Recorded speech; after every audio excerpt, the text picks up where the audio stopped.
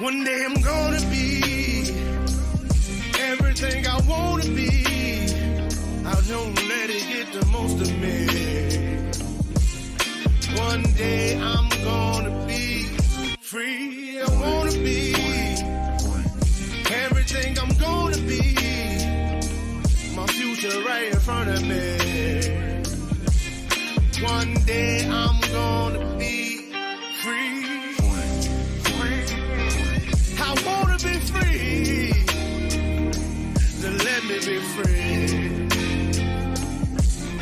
One day I'm gonna be free.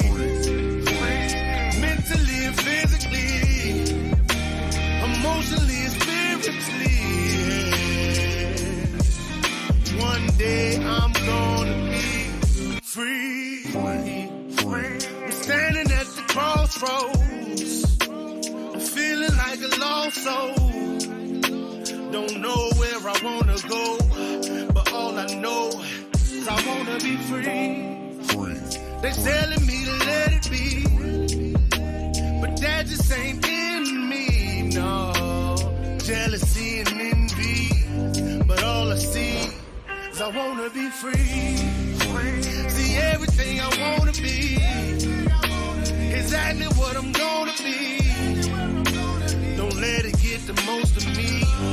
Eventually, I'm gonna be free. See everything I wanna be, exactly what I'm gonna be. Yeah. One day I'm gonna be free. I'm gonna be free. Let me be free. One day I'm gonna be free. Mentally and physically, emotionally and spiritually. Yeah. One day I'm gonna be free. I told them take their aim off me. Stop trying to get a name off me. If they would just let me be,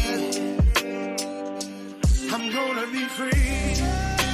I told them take some chains off me and throw away the locks and keys.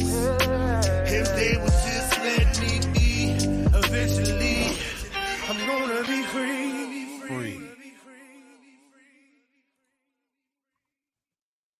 Boomskis. That's what's up right there. We got an interesting whole show today, huh? Yes, sir. That's awesome. What's going on? What's going on? What's going down with your bad self? Man. It's been a week, bro. It sure has. It sure has. And there's always something new and interesting on this show. That's what I love about it. Absolutely. Absolutely. And That's right. It's been something else, man. Real. It's been something else. And shout out to everybody that's here in the building right now. We got a lot of you people in here right now. I can see you guys have already sent like about 200 messages in here. Right, yeah, already. That's right. It's unreal right now. Yeah, I know, man. But how was your week, man? Good, man. It's been very busy, to say the least. There's been a lot of content stuff that I've been doing, and then of course off the YouTube stuff. Of course, life is just hectic and stuff is going on. And you just handle it to your best of your ability. You know what I mean? How about you? Man, work for the most part. Work for the most part. Been doing some little stuff around the house, stuff like that, and basically just trying to take it easy for real. That's a good course of action right there, in my opinion. Right. But so let's get started. So everybody, like I said, thank you all for coming out tonight. I'm Archbishop Mike Ball, and together the Dominant Fact. So tonight we're gonna we're going off the path a little bit. We're not about to expose nobody this week. Rather so, we're gonna have some people on. We're gonna have a roundtable discussion. Mm-hmm. It's gonna be interesting. And what we're talking about is we're gonna have some people here, some some that you know, some that you don't. That's right. But they all have one thing in common. Well, we all have one thing in common. No, not me. You guys do, not me. Well, I'm not in martial arts. I just like I can't make it. I'm down to get scrap. I love to, get down and scrap. But when it comes down to like martial arts and shit, definitely not my That's why I said we all got something in common. We like to fight. We just do it a little bit. They just got a whole nother style with it. You know what I mean? So, I'm more fisticuffs type dude. I like pulling triggers. They didn't actually train for this. You know what I mean? So that's right. So we're gonna have them on here tonight. We're gonna ask them questions. If y'all, the audience, while y'all out there, got some questions you want to ask, hit that chat. Let us know. We'll ask it. So, that's right. So without further ado, we're gonna introduce who we have here. Now, the first one that we're gonna announce, he is a 17-time World Martial Arts Hall of Fame inductee. Woo! 1994 fighting world champion, 9-time grand champion. He's trained military and law enforcement, both national and international. He's the founder of Elite Force Tactical Solutions, and he is a Grandmaster. So without further ado, let's welcome in Grandmaster Tony Mayo.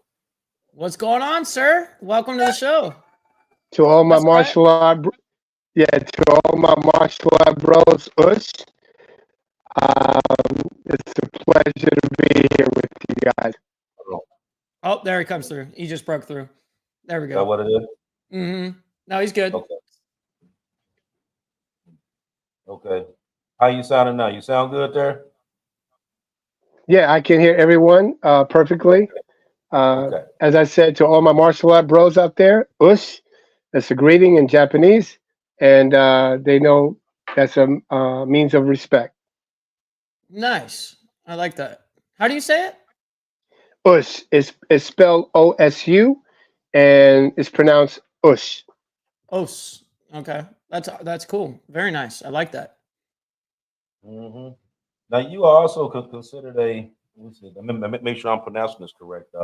There's a lot of weird things. Yeah, for sure. Am I saying that correctly? Kayoshi or Kayashi? Which one is it? No, Kiyoshi is Kiyoshi is the title of a rank numerically that's between 6th and 7th, or 6th and 7th Dan.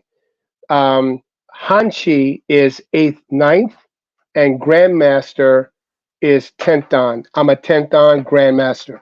So my old title, kind of like Lieutenant Colonel, if you will.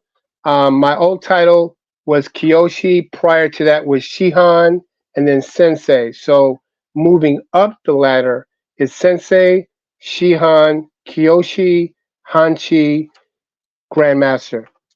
Wow. Oh, okay. I didn't know the hierarchy of that either. I'm glad. Right. So I've reached the highest numerical status that one can attain in the martial art, and the rank is Grandmaster.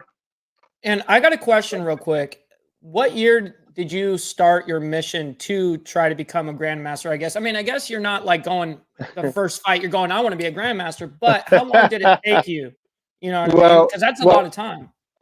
Well, on an average timeline, it would respectively take about I would say 50 years, half a decade, to acquire said rank. You mean half a century? Now, a half a century, 50 years of actual service in the martial arts.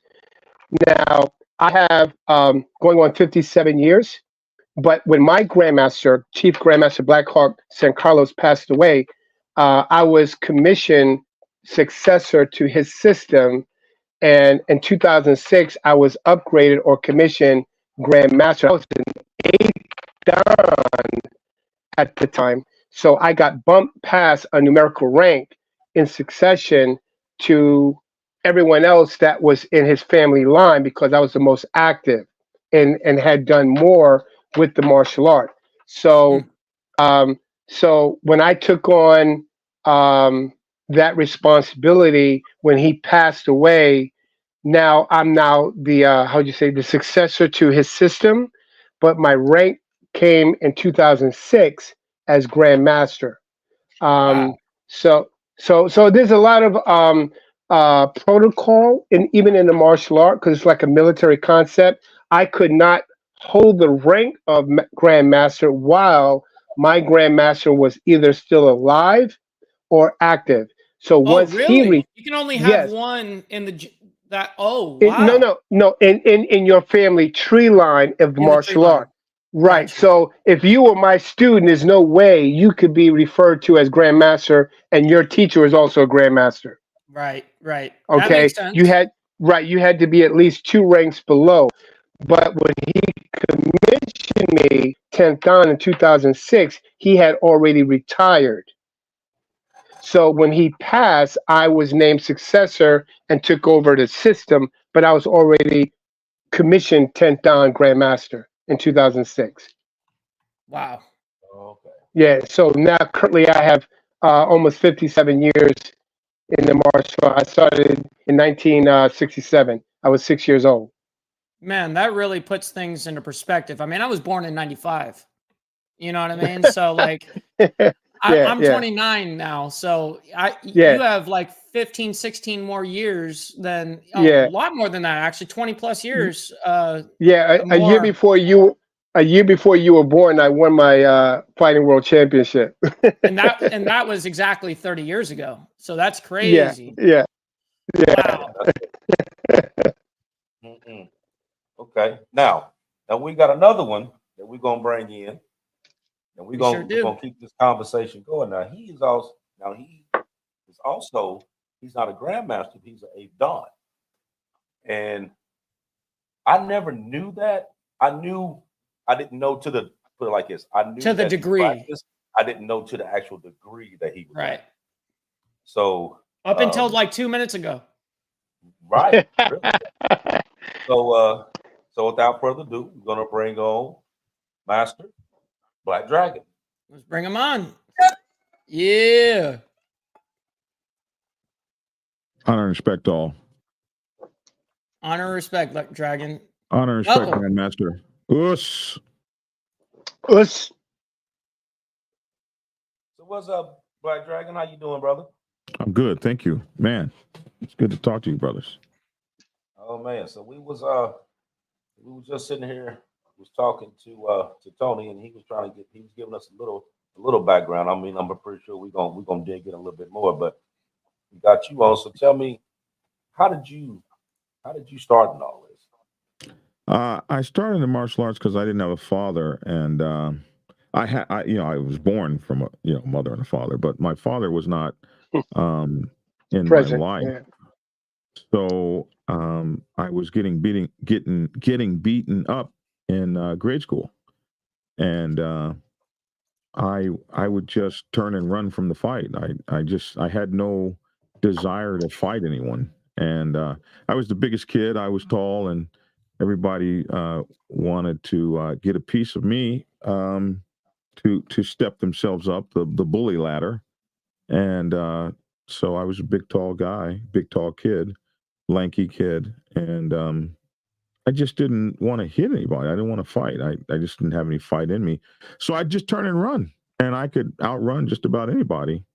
One day I was running, and my mother saw me running home, and being a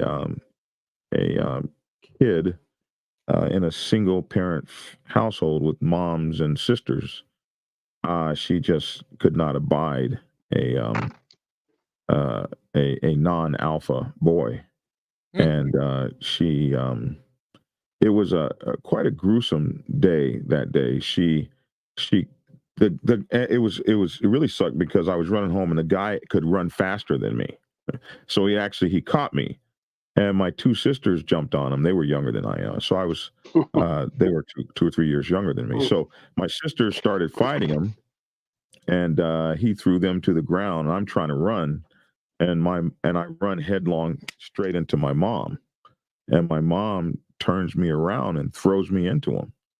He beats Oh me shit! to, Like go fight him. throws me right into him. Mhm. He Oh, beats shit. me to the Mhm. ground. That's right. My That's mother right. picks That's me right. up and throws me back into him. He beats me to the ground. My two Back sisters in. jump in. It's my mom, me, and my two sisters. Brutal. My mom pulls my two sisters back and throws me back Mhm. into him. His dad comes out. The whole neighborhood's watching. The whole neighborhood. And every time he beats my ass into the Yeah. ground, my mom picks me up and throws me back into him. And she's saying things like, "I would rather see you dead." Whoa. Yeah, That's right. this was 70s. That's right. That's right. Yeah, these That's right. 70s.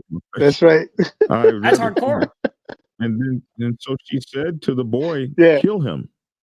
And when she started and I mean, I was getting drugged.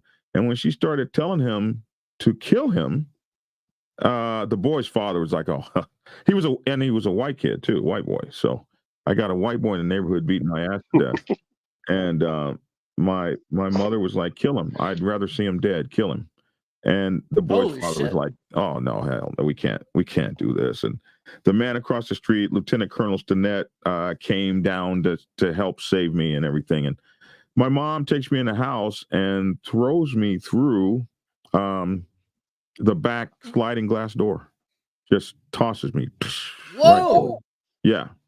And she That wasn't said, already bad enough. That where we the were, ass you know. whooping was only that was the first ass. Damn it. Yeah. Then we had to take the ass whooping when we got in the house. And then after I Right. got that ass Right. whooping, my mom was just like, "You don't even belong in here. You don't even belong where there's food. Be out with the dog." And Go. threw me right Oh, through wow. through the window. So No through way. the glass door. So, I wasn't really bothered by, that would seem like traumatic or something. And like it didn't really bother me. Like I knew my mom loved me. I just was getting, you don't come home, you don't run home. That was just that. So a few hours later, maybe an hour later, after I stopped crying and everything, my mom went in her room and started crying and broke down. And And what age were you about in I was this? about 7 or 8, maybe. Wow. That And young? Mhm. yeah, and Holy shit. Mhm. I was in my room watching TV. We were quite fortunate. I mean, at that age, there were only black and white TVs. You don't know about that, Mike. There was only black and white TVs. Yeah, you And- guys had the 11 channels. You know, you got No, it was channel 13. 2, channel 2, 3, 5, 7, 11. Yeah, I know. No, You got to no, go up there 13, and it was actually 13 change. And channels. 13. You It had was 13 channels, 13. And 13. and then you had the U channel and then you that had you to use with the Yeah, antenna. the U It was- channel. Yeah. and we had the scientific Atlanta box. So we had Oh God. just Didn't you guys actually have to like actually physically get up to change the, we you have to actually change the physically- dial? no, Yeah. there was no dial, brother. There was No, you had We the were the pliers. remote. you had pliers. You had the pliers. You guys had pliers. The dial was the Oh no. dial had long been eradicated. That pulled up. So we had the Oh man. but even as a kid, I was fortunate. I mean, we had a TV in every room when I was a kid. So I Yeah. had my own TV and I turned it on and there was this guy, I might have been 10. There was this guy with nunchucks on television whooping a boatload of booty. He was tearing cats up. He was doing he would make these noise, and he'd make a move and a guy would fall out and he'd hit another guy and a guy would fall out and everything. And I screamed, "Mom!" And she came running in there like maybe she thought I was getting attacked again. She came running in there. What? And I said, I pointed at the TV and I said, "If you can get me lessons on how to do that, I'll never be beaten up again. I will never disappoint you or my family or anything like that again." Wow. And that's so serious. the very next day, I was at this is Oklahoma City, Northwest 10th Street. I was at Grandmaster Jack Wong's, but he was just a sensei then. I was at Jack Wong's studio, All we had was Taekwondo back then and Judo. Yeah. And karate. There was no kung fu and none of that. I don't even think we had. We just had karate. No, I don't even know if we had karate. We had judo and taekwondo. And taekwondo. Yep. And so that was my first foray. I forget the Master Wong had a Korean man, I guess, who came over from Korea. Never really knew his name. He was mean. He walked around with a shinai and just beat the hell out of you. And that was where I started my martial arts career. And I was somewhere between the ages of 7 and 10. It's hard for me to remember the ages back then, but that's how I got started in the martial arts, because I had no men in my family to teach me how to fight, and I was just an absolutely no self-confidence whatsoever in my abilities to be able to fight. So a horrible thing happened because I went from bullied to bully, and I became probably intolerable for a little while. So you swung from one side to the other pretty quick. But there was something that was always one thing about me was I never let anyone get bullied around me. I would never. That's a good trait. I was always a protector. Of yes. people, that were so that's oppressed, and then the discipline. There was always, we always had, Master Wong didn't even talk to you a whole lot. His knuckles were dead. They were all dead. And, he was something else, and that's how I got started in the martial arts. Yeah. Wow. Okay. Man, I'm telling you what, that ass whooping story though. I'm telling you what, it wasn't enough to get your ass whooped and all that shit, and then then you're gonna get thrown through a window. Once you get your ass kicked. About the ass whooping was at some point the father pulled his son back, like, okay, you're gonna kill this kid. Yeah, stop. Yeah. And when he pulled the kid back, I picked up a handful of rocks and threw them at him. Oh, that's even worse. And the father said, "Get him, Johnny!" And his name was Johnny. And, of course it was. Of course Johnny, it was some stereotypical bullshit. You know what I mean? Johnny came, and that man. They had a mom and a father. Everybody had a mom and a father on the street. And on that whole street, I was the only one that didn't have a father. So I didn't have anyone to protect me or to teach me or nothing. And it was surrogate fathers like Master Wong. And then later on, Tom Haggerty over in Midwest City, Oklahoma. And I could just go down the list of the various people. Chuck Caldwell from the Winsong Dojo. That's where I learned Aikido. And I managed to do a lot in the Oklahoma area in martial arts in the 70s and 80s, all the way up until the time I went into the military. Wow. And then so once you got through the military and out the military, did you continue your martial career? arts is like a mistress. Something that you always go back to. There's a side piece. Yeah. Sometimes you're on her every single day, and then you might miss a year or two, and then right, fall off the wagon, come back. It's a lifetime thing. Yeah, absolutely. So it's a lifestyle, not a hobby. Yeah. Right. I mean, how long does it take someone to get to 8th Dan or 8th degree or however you say it? Like how do you get to that point? And like that's got to take forever as well. I think it's about a 30-year process, maybe something like that. I would say. Minimum. Yeah, 30, 40 years. Yeah, easily. Yeah. And then it gets political.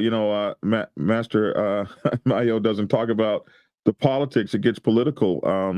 So once you start getting, past Kiyoshi, you start. Do you know Kiyoshi Hargrove by chance? Frank Hargrove over in the Virginia area. I haven't. No, I don't. So he's probably not a Kiyoshi anymore. He's probably I haven't spoken to him in 30 years. But once you get beyond that level, you start to get into the politics, like who's going to actually be handed down the system, and not necessarily how good you are in terms of skill anymore. It's like everything. It's like the motorcycle club. I was just about to say, it's just like almost like any other organization. Exactly like it. It's just like it. It mirrors it perfectly.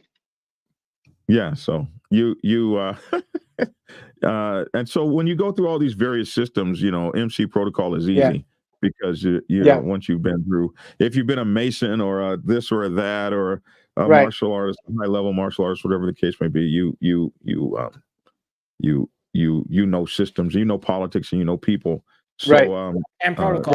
Yep. And protocol. So yeah. Mm-hmm. Yep. And you know what's interesting? You know what's interesting? When I was commissioned Grandmaster, I was having a promotion in Tampa, Florida, with some of my students. I only have, this goes to show you, if you will, and I know Black Dragon, you would appreciate this. In all my years, I only have one Shihan under me. I have a handful of black belts, maybe 5. 1 female black belt and 4 males, but only 1 master instructor under me. And so in 2006, when I was commissioned over my grandmasters, 2 twin sons, Jeff and Jerry Monroe, who were known as the Twin Dragons, who I studied Shaolin Kung Fu under. I was bumped up above them. They were my teachers. So when you talk about protocol, skill, no, it's not about the skill set. It's who's more proactive. Like on the set, who's putting in the work. I've been overseas. I've been doing this, that, and the other. And so when I was on the phone with my grandmaster, with my mentors like Soke Hassan Khalid and Soke Papasan Kanti, who, these guys are Vietnam era veterans who were the co-founders of Kuroshido, the Way of the Black Warrior system back in '74 when it was ushered in. And he said, you are doing more. So again, I know what the politics is about. Like you said, past Kiyoshi, it's about politics and what you're doing with what has been given to you.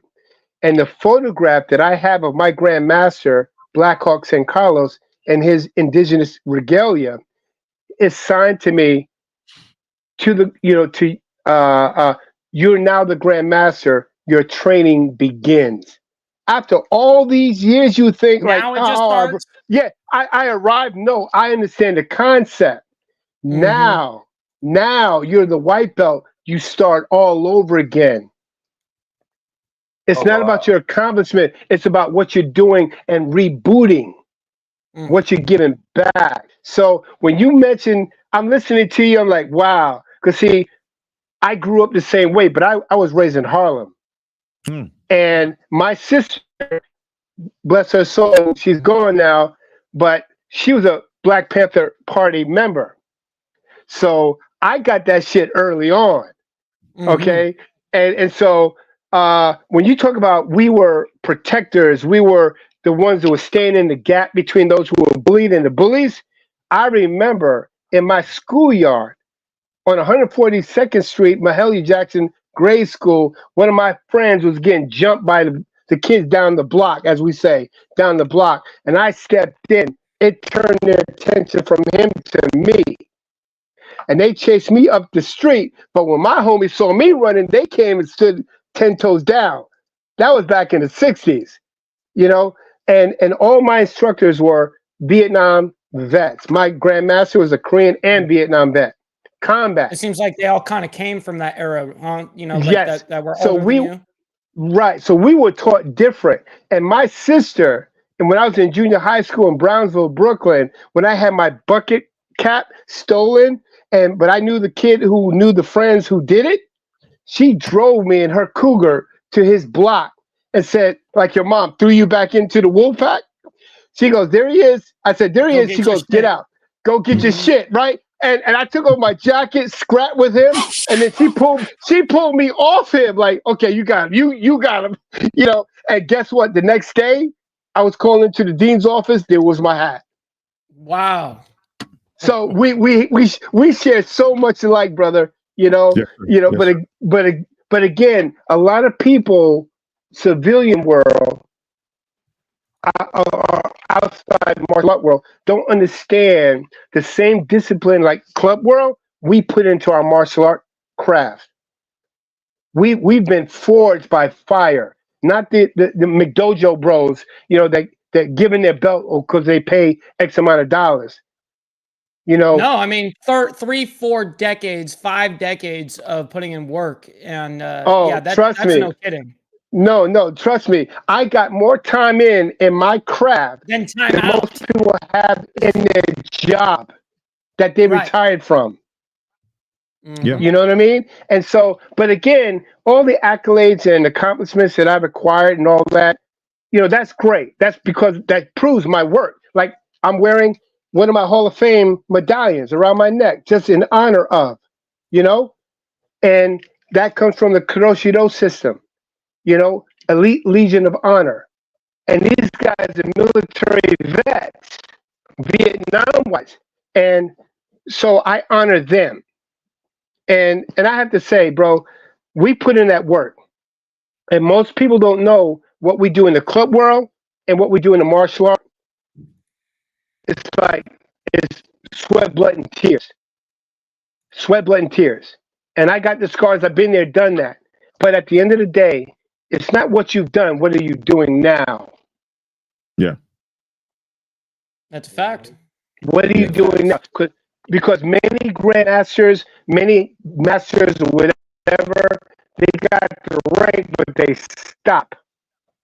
So my mission is to continue.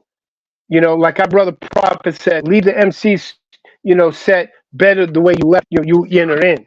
You know, and world, it's an organization.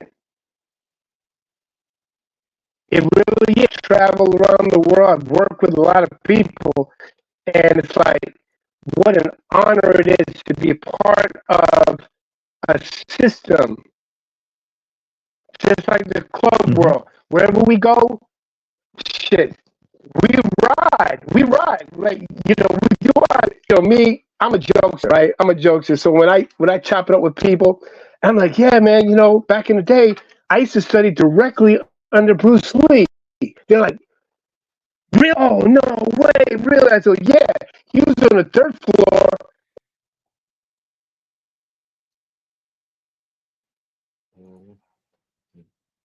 I think he froze up, Otis. You get it? I studied directly under Bruce. He was on the 3rd, I was on the 2nd floor. Oh shit! Literally on floors. I get you. Stop the cap. It's a joke because again, you know, Black Dragon, people drop this, that, and the other all the time, right? You know, and I heard Martin Lawrence say that line, so that's why I repeated it. Yeah, I studied direct. Yeah, he was on the 3rd floor, I was on the 2nd. You dumbass. No, but you know what?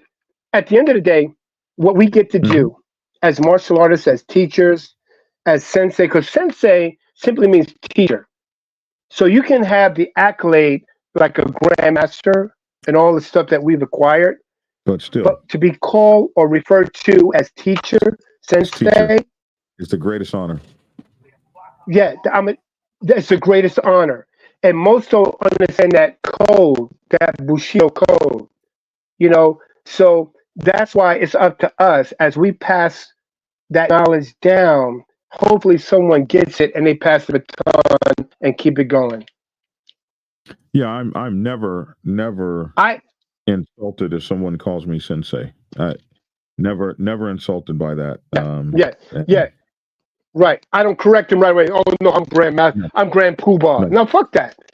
You know, that's the greatest honor. I'm a teacher.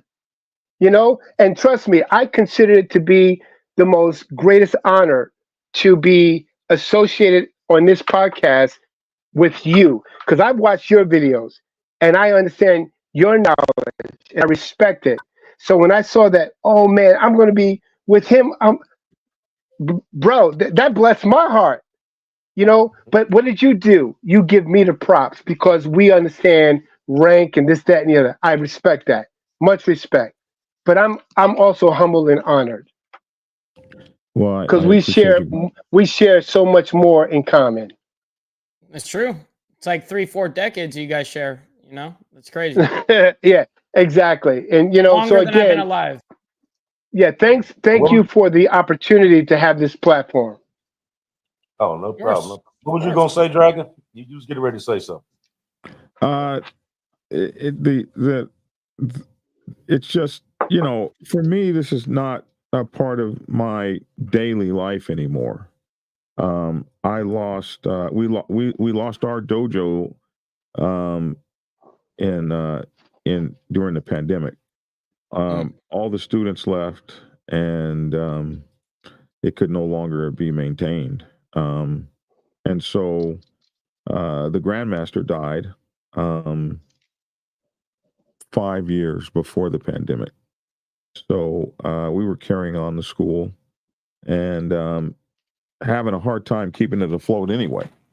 And then the pandemic hit. And so, I've been, rudderless ever since, but that's not a part of me I ever really share on we never ever really talk about. I've never been on in a video ever. Nope. I've never heard you talk about it to an extent. No, You know, I've heard you. I've heard you just brush over it, but not to this fullest extent.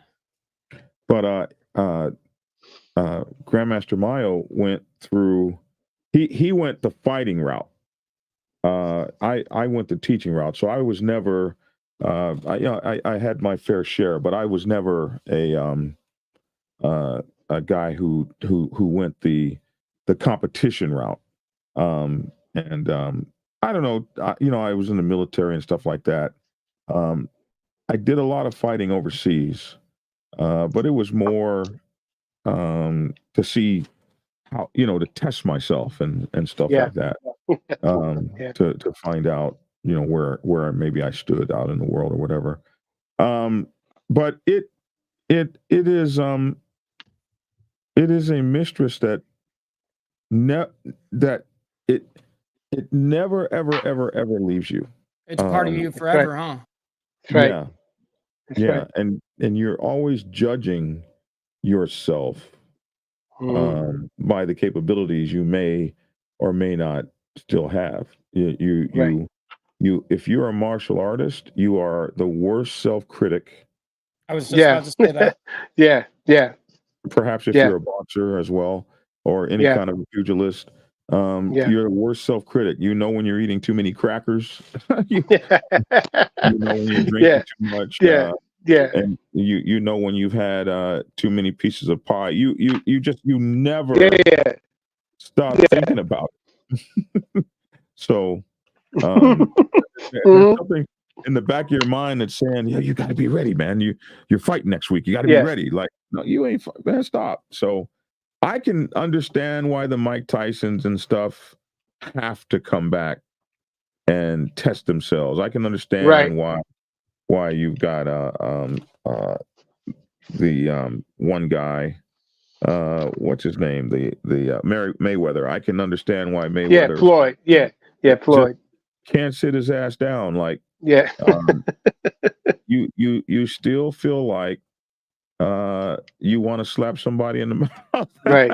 just to Right. see if Right. you If can you get away can. with it. If you Yeah, can. yeah. And I don't know if that goes away. Does it go No, away, that don't Grandmaster? really You go know, No. away. No, that don't go away. He You said, "Nah." always no, hell no. You always got that. And now y'all done told y'all's childhood story. Now let me tell mine. yes, Tell sir. it. Now mine's a little different. So now mind you, my father wasn't around either, but my uncles were. And my uncles were ex-military special forces. So that's where I learned how to fight. Mm. And it wasn't ever a situation where my mom had to pick me up and tell me to go fight. she would always have to come get me because somebody told her I was fighting. Right. Yeah. And Yeah. the one rule that she said though, before all that took place, was that if you get in a fight, you better not lose. So I knew. Yep. So I knew that when I fought, I'm gonna fight until I win. You know? It's like to the So- death. That's right. Exactly. That's right. You know, That's right. so then when I got older, I used to wrestle. I used to do Greco-Roman wrestling and stuff like that. And then I ended up doing actual pro wrestling there for a while. Yeah, the fake shit. I did that for a while too. But I had to use a lot of what I learned but just had to learn like not to put that much pressure to it. You know what I mean? Kind of play it off, but it's still doing the same thing. But it was but like growing up, it wasn't like you guys, how you guys was actually going through being trained to do martial arts. Like I said, my uncles is trained. You know what I mean? And like we would go through all different kinds of stuff like all the time. And then it was like every year I had to fight them. And we would fight every year until I won. Oh shit. So when so I remember when I just got out of boot camp and my uncle came to me, he was like, "Okay, you think you ready now?" I'm like, "Yeah, let's go." And I dropped him on his damn head. When I did, he was like, "Okay, that's enough." Yeah, that's good. That's good. It was, You got it. You got it, bro. Take it easy. It was real quick. Right. It was real quick. Now, there's a gift and a curse there. Yeah. Because I knew what I knew how to do. So when I was out and people would, start to shit or whatever, then I'm sitting there, I'm looking at it and I'm laughing because I know like you really don't want to get this started. But I'm gonna give it to you anyway. And we used to go in these bars, and I'm telling you, we go in these bars, me and my uncle, and we went to bars back then that normal black people did not go into. They were not allowed to go in. They were not allowed to go in. Oh man. Now we would go in, we have our drinks, flirt with the women, maybe pull one or two. And when they got mad and said that you wasn't allowed to be in here, we tore it up. That's the way to do it, AB. That's the way to do it. We stood back to back. We stood back to back and we fought our way out the door. That's what we did. That's right. That's right. And, and what made us go back? I loved it. You know what I mean? It was like we were fighting, and I couldn't wait to go back next week to fight. That's right. But you get that. It's like you like man, I gotta do it. I gotta do it. You know, and eventually, you end up getting yourself in some trouble. I mean, I remember one time somebody called my mom, and I was out there in the street, and I had whooped 2 truck drivers out there on the street, and somebody called her, and I'm gonna tell you, it's weird because I'm out there fighting all I can fight. I'm beating on one, I get up, I beat on the other one. I'm sitting there fighting. Everybody just standing there. Ain't nobody trying to break it up. They just letting me fight. And I could hear my mother call my name, and I just stopped. Just completely stopped because I heard her call my name. You know what I mean? Not to mention, while I'm beating on this one here, this guy here done got up and he's coming my way, and my auntie comes and spears him. And then she started wailing on him. You know what I mean? So it's a family affair. I'm telling you. But the fight everyone's involved. But the fight game was always there. You know what I mean? Now, granted, it wasn't disciplined as karate. Right. As what we know. Yeah. Right. Yeah. The fight is fighting.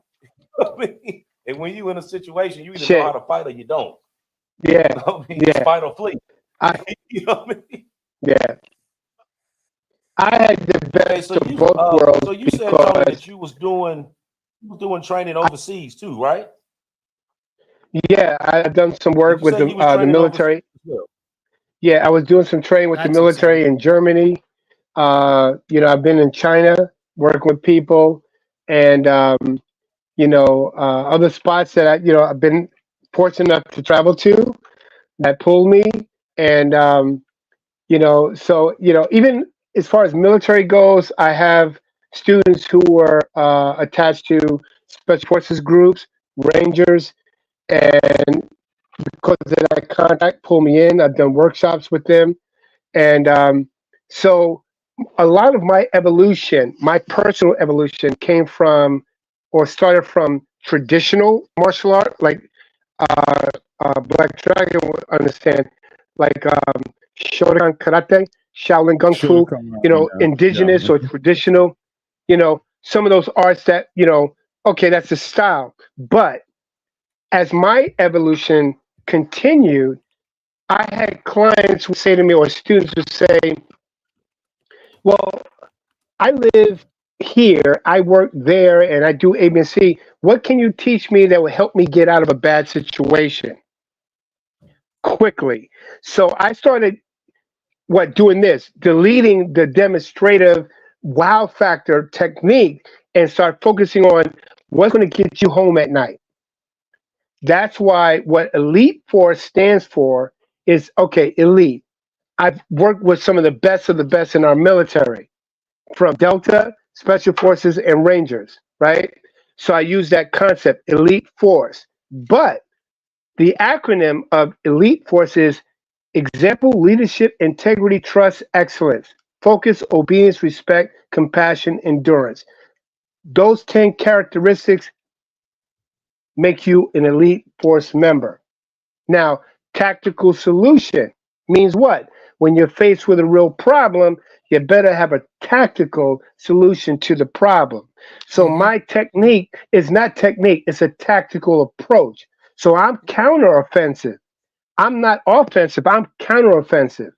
So self-defense means I gotta wait for you to attack me. That's Are you suicide. predicting? Are you predicting almost like what they're gonna do, and you're ready for any move that they do, kind of thing? Or are you going in it No, he going, tells It's you not. no, he, the opposite mindset?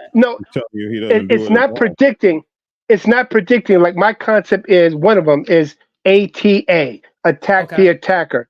So Mm, when you attack me, I'm going to counterattack you immediately. Like my one of my mentors and instructors, Dr. Moses Powell, would say, "Move with the mover." I call it Eminem, right, to make it more fun, I like that. user friendly, and people can remember Eminem. Are you plain or peanut, right? So they go, oh, Eminem. What that means is move with the mover. So as you move, I move, not before or after, but with you, Perfectly which makes in me unison. which makes me appear to be quicker because Yep. I've already anticipated based on your angle of attack. Now it predicates my what angle of defense. Hmm. So I'm a drill instructor, like a DI. I'm a drill instructor. Drills lead to skills. So as we drill on a certain concept, that's building your muscle memory and your motor skill to what? Not react, but respond to a situation or an attack. So the moment I see with my eyes, my body responds. Not second nature, first nature. Second nature means I gotta wait till first nature kicks in. I'm too late. He who hesitates dies. So with that concept, mindset involved, like we say, uh, a warrior doesn't have to get ready because we're always ready. If you And one Right. say thing You I would stay you ready. have to and get ready. and the one thing I would point out to you, my brother, Black Dragon, is though you don't have a dojo where you can, have a training hall where you do your thing. Wherever Sensei is, that's where the dojo is. Yes, sir. It don't matter if I'm in your I, driveway, backyard, or the and park, wherever I am, that's where the dojo is.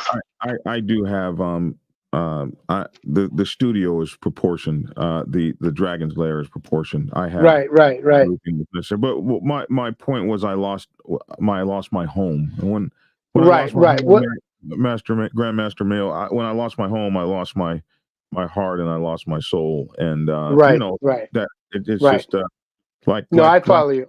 if you lose a parent, you still Right. have everything you're supposed to have, but Right, your but you're soul is missing. gone. You're missing. You're missing. I'm just imploring you to not fall into that trap where we just give up. Like, oh, I'm not useful anymore. No, we're wherever I am. Because I had a student, my brother. He said, "Oh, should I refer to you?" This is back in my day when I was a different rank title. Should I refer to you as Kiyoshi outside or in? I'm like, once Kiyoshi, always Kiyoshi. That doesn't change just because we're in the dojo or outside the dojo. Don't get it twisted. Like, they think that, oh, in the dojo, I refer to you as this, but outside, no. Familiarity breeds contempt. No, don't get twisted. Mm. That's tradition. I'm always going to be sensei or whatever the title I have. So, but that depicts of the kind of character they are. So, like in the bike set, we have to be very sharp and discerning of the motivation where people are coming from. Mm-hmm. Because in the old school days, people of affluence or notoriety were only allowed in feudal Japan to study with the master. It wasn't like McDojo every other corner. To study with a master, you had to be of affluence or notoriety. Wow. Okay, it goes that far back. There's a lot of tradition with it. Or exceptional skill. Say again? Or exceptional skill. Exactly. But you had to prove yourself. It was like going through a probate process. You had to get drugged, because they wanted to know if I'm passing down this knowledge to you, you're not just going to like. So they're not going to take your word? They're not going to take your word for it? No. They're going to put you through the ringer, huh? Yeah. Oh, they're going to put you through it. They're going to put you through it because, again, martial art means like martial warfare. It's a military term. Martial art, martial warfare. So Understood. it's a military organization. So the rank structure is the same. What you got to go through like a boot camp, blah blah blah, and all that kind of stuff. You pay your dues, but these McDojos now that pop up is what I call take my dough. They're all about gifting you, like getting rags without going through the process. Getting a black belt in 3 years is unheard of. Listen, I started when I was 6. I didn't get my black belt Shodan until I was 16. Why? Yep. My sensei Thomas, was a Vietnam combat vet, didn't believe in giving kids black belts unless you were 16 and above. So I had already had a decade under my belt before I was given the opportunity to test for a black belt. Damn.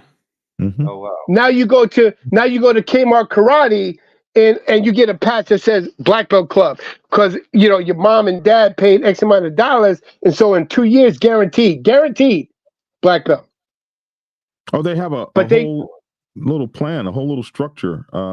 Because it's business. Yeah. Because it's business. Exactly. Mm-hmm. That's why I call it take my dough. Take my dough. They're taking your dough. But we of old school, oh man, You guys just I get live by nightmares. different codes. Yeah, I get nightmares when I think about the crap that I had to go through. I used to quit every day, but I had to go back. And my sister, by the end of it, I quit every day. yeah, and my sister, who's a Black Panther Party member, said, if I have to come bail you out, I'm kicking your ass. And hey, don't not get your schoolwork. Exactly. Don't not get your schoolwork. You're gonna have the sensei beating your ass. And did you have to... My sensei used to show up at our school. Mm-hmm. No shit. Yes. At our school. Oh, wow. At our school. Yeah. I remember he was wearing a red dojo, red gi. He had this bow stab, nunchucks, the whole nine. I'm like, oh, that's Bruce Leroy right there. And matter of fact, my late karate instructor, Grandmaster Billy T. Taylor, was a stunt double for Shonuff in the movie Last Dragon. Ty Mark is my boy. You know, Oh, so yeah, and Wesley Snipes, that's my boy. I come from that family tree. Oh wow. Yeah, Mhm. yeah. I got a pedigree that's unique, but that's who I am. That is what's up. That is what's up. And And yeah, I and see. I then love that, Steve. when we go to the discipline, I can't even tell you guys what it was like to have to clean the dojo every day and Cleaning concrete floors in a basement apartment building. have to scrub the floors and have to scrub the mats and With a have to clean toothbrush. up after everybody. Not with a toothbrush, but that might as well have been. Yeah. That might as well have been. But Might as it well builds been, right? character. It builds Builds character. character. Builds character. No, that meant you took care of your home. right. Because the Now, dojo, hold on 1 second. We got somebody else that we need to put on here that finally decided to show up. So we can ready to get him on here right now. So better late than never. Let's bring him in. Big Bone. Yeah.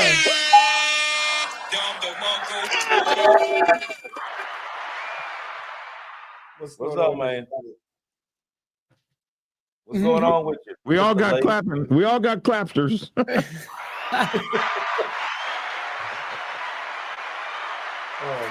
there you go. Uh-oh. We lost Tony. Oh, Tony just disappeared. He'll come back right in. right on, Pop back in. So what's up with you, Bone? man. Woo! Yeah, one of them days, one of them nights, one of them lives. But it's all good though. It's all good. I'm loving. I was backstage for a while, so I was definitely digging the conversation.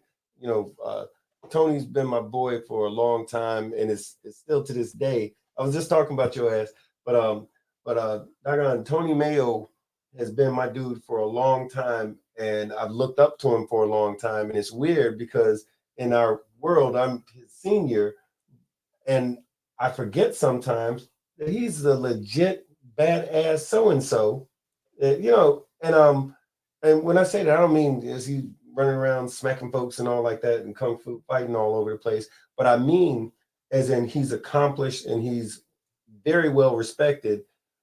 Initially in the martial arts community amongst the those of us the brothers in arms, which I don't know how much of this y'all shared or not shared, but when I met Tony Mayo, you know, of course we had the background, the martial arts background was a thing for us back in the day. And one of the things that he was doing was he was actually associated with a club. But one of his things was during that time was he was busy bouncing around the planet Earth, training special forces groups from other countries and how to do what they do. He's the guy that was teaching them. So that was like a very cool thing for me. So our first initial interaction was more on that level than anything else. And then, No, it's definitely pretty incredible to go around the world and be able to teach that kind of stuff. That's amazing. Yeah, I mean, in fact, I tried to mess up a relationship he was involved in because his ass was going up to the Great White North. And I was like, you know, I never liked that bitch. And I figured if I can fuck that up, I can keep him in the United States a little while longer. But of course, he went ahead and went up to Canada because he was in love and all that. Don't get me started. But Love anyway, makes us do crazy shit. You know what I mean? I'm putting all your shit out there, ain't I? You're like, Okay, so Bone. So Tony the Mayo, question like, going put to his you. ass backstage again. So Bone. So the Yeah. question is going to you. Now, you used to teach martial arts, correct? Well, kids. I never adults because it's a giant pain in the ass. But yeah, my students were always kids. Okay, so tell them about it. Tell them about how you like what all went on. What were you doing? And so forth. Well, so about that, because I never fancied myself as a sifu or a sensei or anything like that. This was more of, well, let me keep it a buck. So I got in a little trouble, legally speaking. You gotta love when a story starts off this way. You know what I mean? It's perfect. It was. Continue. I got a $1,000 fine and 100 hours of community service. So my sister, yeah, this is in Virginia, and my sister did me a solid in the sense that I didn't want to be on the road picking up trash for 100 hours of that. So my sister arranged for me to take over martial arts class. It was actually a karate class that they used to do at the boys club in Norfolk, Virginia. And the guy who was the seafood or the sensei there, he was active duty Navy, and he got shipped out. So they had gone a couple of months with no class. So her being, because my nephew went there and that whole thing. So anyway, the hookup was I go there. They were gonna, pencil whip some hours, so I really didn't end up having to do a whole 100 hours like that. And it was kids, so it worked out great. That was my first, and I love that because the thing was is that uh, grown men and even some women, we approach martial arts with our understanding of every Bruce Lee movie we ever seen. We on day one, a grown man wants to chop boards and fly through the air like Jackie Chan and all of this kind of foolishness that it has nothing to do legitimately with martial arts in real life, especially when you're talking practical application or like real world scenarios. So, but with kids, they're a blank slate. You show them, they execute. You show them, they execute. You explain why you're doing something or make corrections, and so children are great as far as educating in Oh, regards. because you don't have to teach them to like unlearn their bad Right, habits and then exactly. remold them again, right? Right. You don't have bad habits. I mean, and don't get me wrong, kids are kids, so they Of jump around course. and do little silly kid stuff. But you're dealing with a better situation as far as educating, passing knowledge from yourself to another human. It's better with kids, in my opinion. It's better with kids because you just don't have to break the bad habits and all of that. But so my primary style, so my background. Well, all right, I'll share this with you a little bit. So in my family, if you're, big family, 5 brothers, 4 sisters, yada yada yada. I come from a Marine Corps family, and my father's position on that is, if you're a boy child in my family, you're born, you learn how to walk, eat some food. Uh, Shortly after you learn how to walk, your ass is in somebody's dojo somewhere. Didn't The discipline did not matter, but you were studying martial arts in one fashion or another. And the funny thing is, my brothers and I all gravitate towards completely different disciplines. But so that's the thing. If you're a boy child if you're a girl child in my family, well, fuck, I have no idea what girl children in my family do. They don't do what we do. Like you're born, you walk, do some martial arts, you join the Marine Corps, and then after you get out, the rest of your life belongs to you. And my sisters do whatever the fuck they do, but apparently it works because they're all very successful. But my discipline, I've always gravitated towards different kung fu styles. So kung fu and karate are different in the sense that uh, kung fu those are Chinese disciplines, and I'll delve into that in a little bit. But kung fu is Chinese discipline, whereas a lot of folks don't get it. But karate is actually more of a Japanese influence. Um, Karate meaning open hand.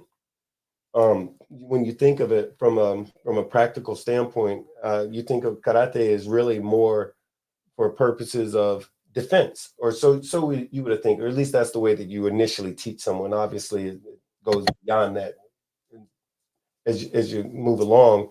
Whereas kung fu has similar connotations, but if you take the actual word uh, kung fu or wushu, depending on again your influences, but it means the same thing. Wushu or kung fu, same thing. Um, Really means in Chinese, it means the discipline of. So it doesn't actually, in China, Kung Fu does not mean martial arts. It means when you're working hard and studying hard about a thing, whatever the Makes thing is.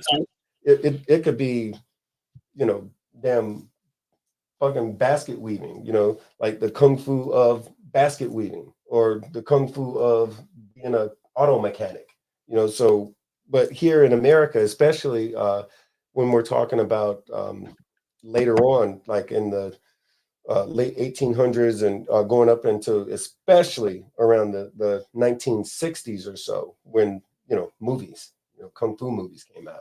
That's when we as Americans started learning about it, and we started thinking real different. That word now, kung fu, meant you know, the screaming and hollering, the Bruce Lee and all that stuff, right? In fact, all right, total sidebar. You know what made Kung Fu extremely popular?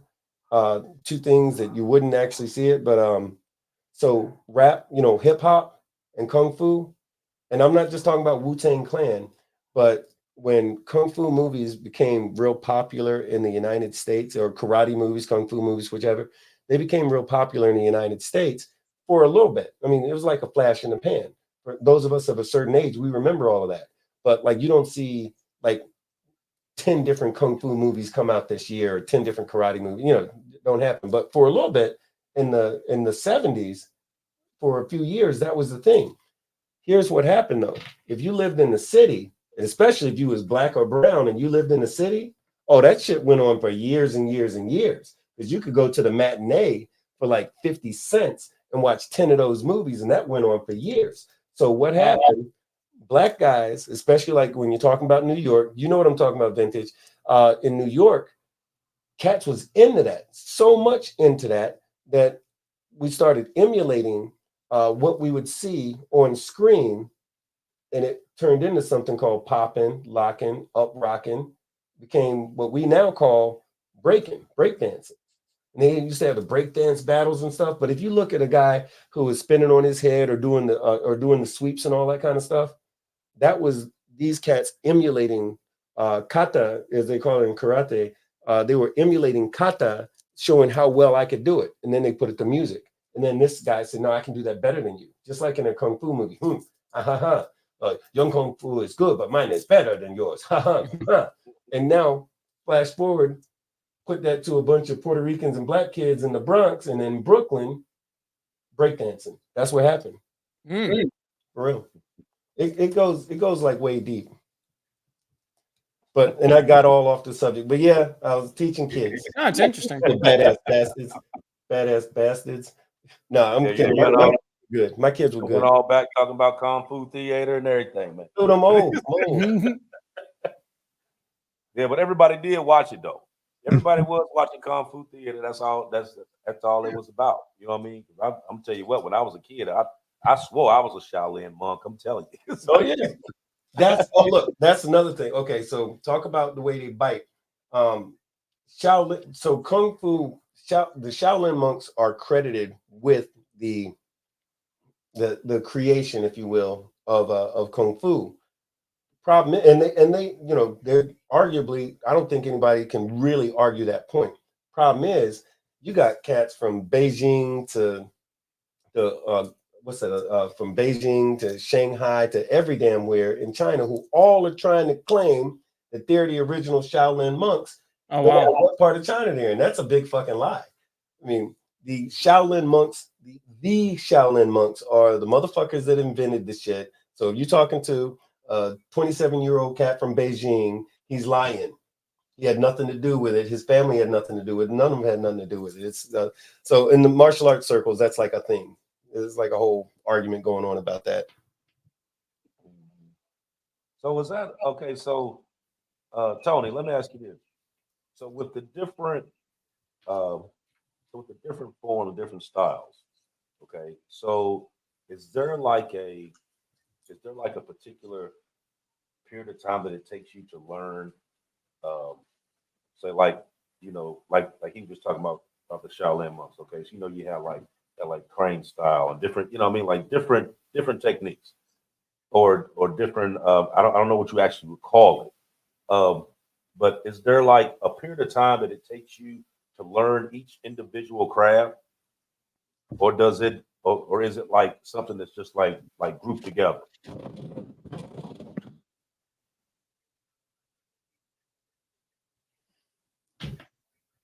I think we got Tony muted. Okay, so I'll jump in there a little bit while we hold on a minute. He gotta unmute himself.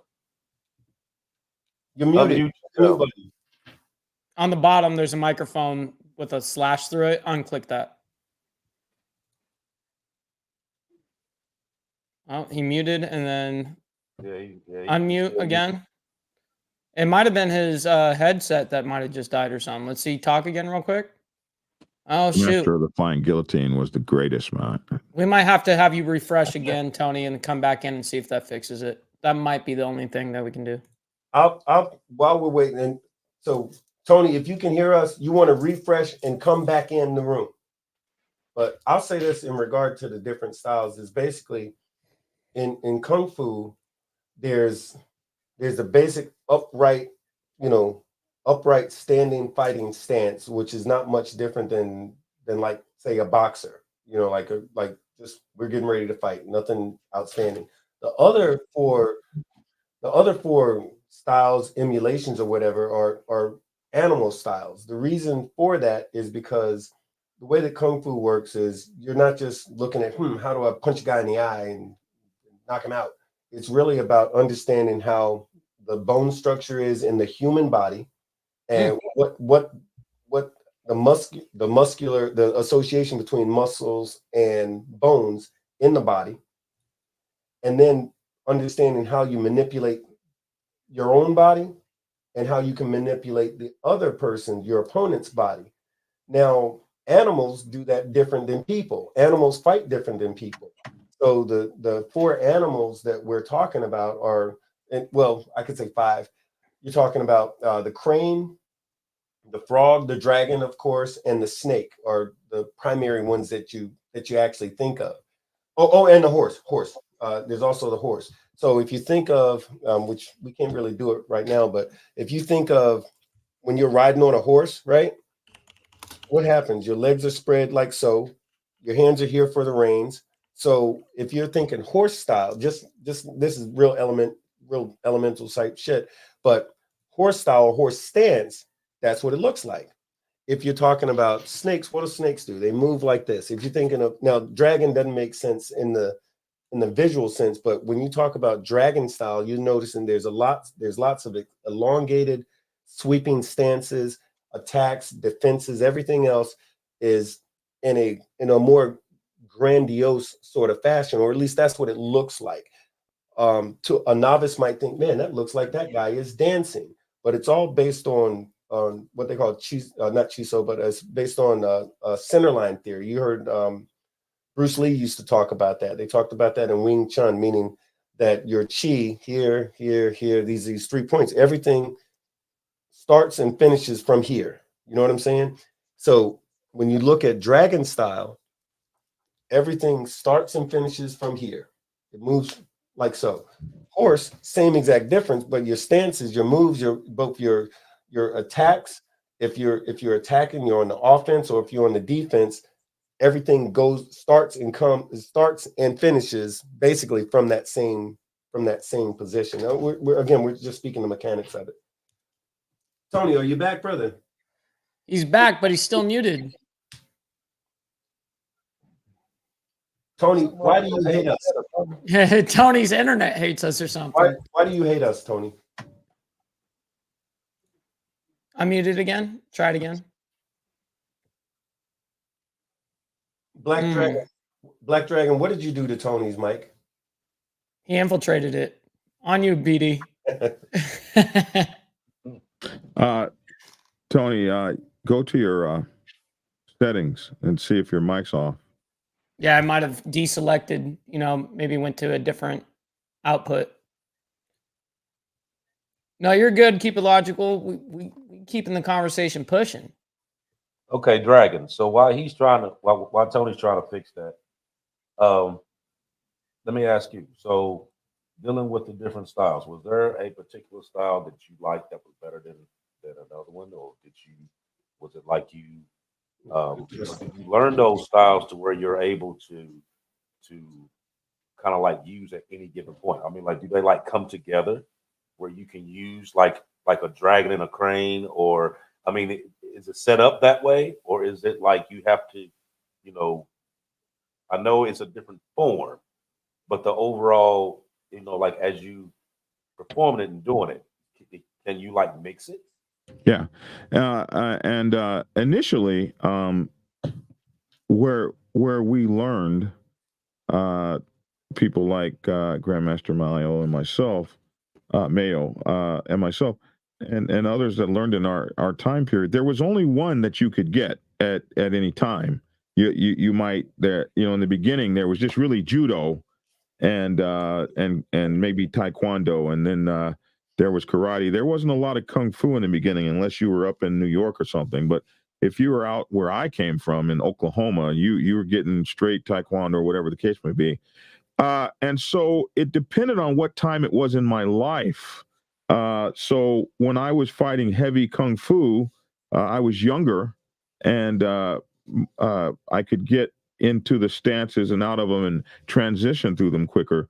As I've gotten older, I've come to favor karate a lot more because of the hard, rigid structure, and it doesn't demand so much on my knees. But when you talk about putting it together, that is exactly what Bruce Lee came up with when he came up with Jeet Kune Do so many decades ago. And I think all of us read his book because he had everything in it: wrestling, boxing. He was one of the first to really that I knew of that really was pushing that. And so what MMA is today, MMA is what you. Yes, sir. I know I'm stealing that from you, but yes, sir. What MMA is today is the culmination of all those things. It is MMA